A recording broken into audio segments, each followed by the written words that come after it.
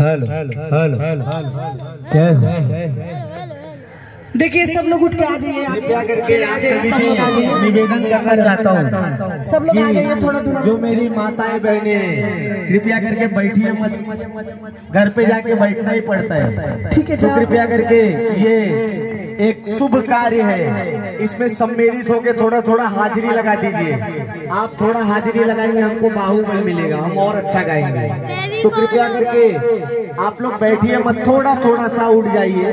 माताओं बहनों से निवेदन करना चाहता हूँ कि थोड़ा थोड़ा हाजिरी लगा दीजिए, क्योंकि आप हाजिरी लगाओगे तो आपका वजन भी कम होगा। जय हो।